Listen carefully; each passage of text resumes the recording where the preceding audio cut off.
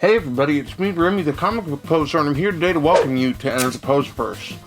It's time to see how I did my first comic book draft, so to see what I got and who I picked, y'all check it out after this.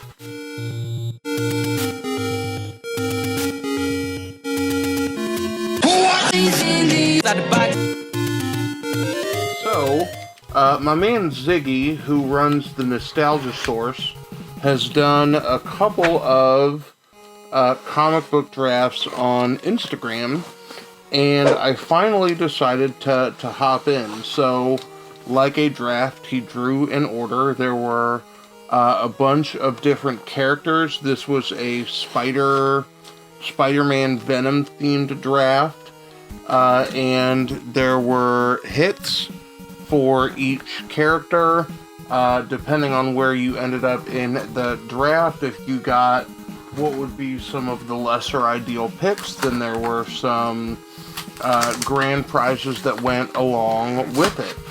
So, in addition to the book that you got, he also added some elements of, customizing a mystery box based on the kinds of things that he knew that you were into. So, I'm excited to check this out. So we've got a note in here. Thank you for your trust and support. I hope you enjoy your box. Thanks for your patience. Yours truly, Ziggy. So I'm excited to get that. It took a hot minute for the draft to fill up. But once it did, I got books, here relatively quickly. And you can see big old stack.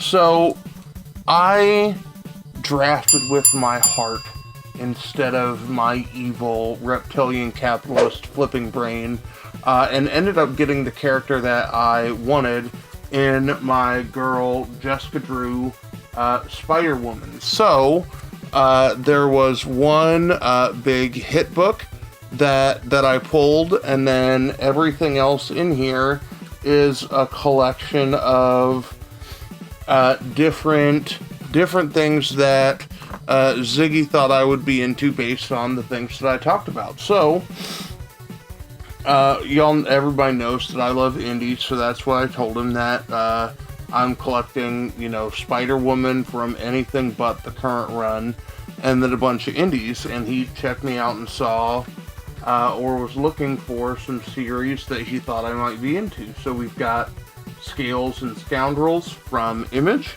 That's pretty cool. The second one is actually a cover I've been looking for. I think that is the secret variant to Noctera #1, where she's wearing the mask on top of her head and not over her eyes. So I like that one quite a bit. We've got 7 to Eternity #3. I don't know what this next one is, but it sure as hell is colorful. Oh, this is this a Space Bastards cover? Yeah, it is. So this is a Space Bastards #1. I don't know if it's some kind of ratio or incentive, but I am going to see if there's anything on the backboard. Nope. But I just have the regular A covers for everything this series, that I talk every month that Space Bastards comes out, how much I just love this series and how much I think it's doing, everything right. So I like that, and I think I might send that to get the old slabby slab treatment. Here we've got 1983 Spider-Woman. So it looks like a photo, like a cosplay variant, kind of.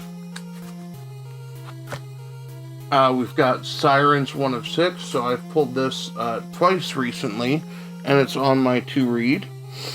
Oh, we have some Image Top Cow, September Morning, #1. Looking forward to check that out. Alright, we got Spider-Woman number 2. That'll go well with my Spider-Woman number 1. I didn't get into this series all that much, only because I'm not... Dune never really has struck a chord with me, but here's Dune House, Atreides number 1, and it's the die-cut cover. I think that's pretty cool. I picked it up from my shop the week it came out, and then I ended up putting it in a mystery box, and I had seller's remorse with that cover just because I think it's cool. Alright, we have some of the Hopeless Rosenberg run Spider-Woman. I don't think I have either of these, so I'm excited for those. That I read this series on Marvel Unlimited, and we still got a thick stack left. Here we go, a cover that I missed out on. I love these tribute covers that Vault is doing on a lot of their books. So here's Blue Flame number 1 in the style of a Marvel 25th anniversary cover, or, you know, in the lettering at the top, one of those like short 3-4 issue miniseries. Ooh, this is a Department of Truth cover I don't have, but that's really cool for issue 10. I like that one a lot. It's got a trippy, like, stained glass feel.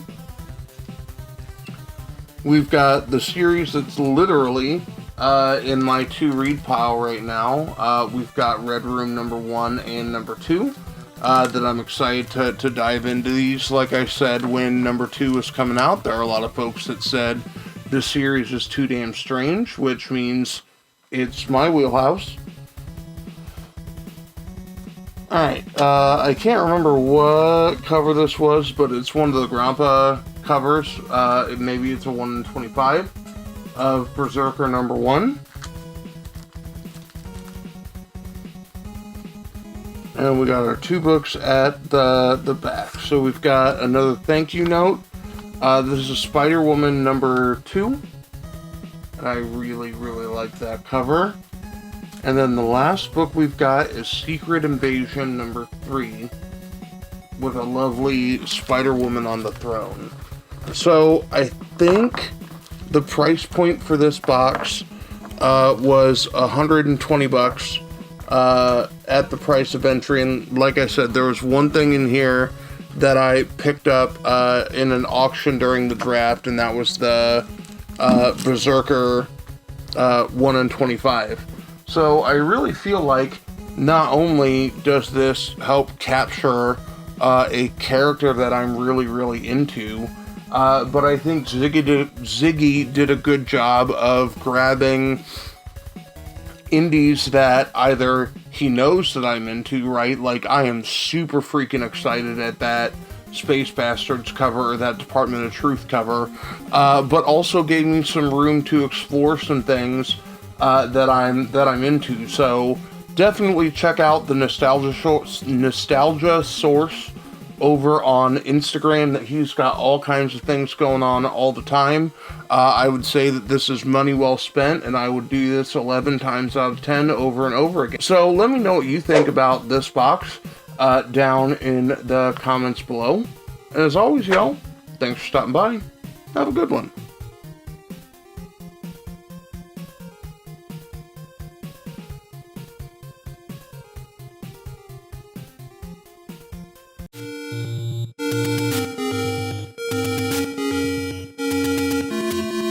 Inside the box.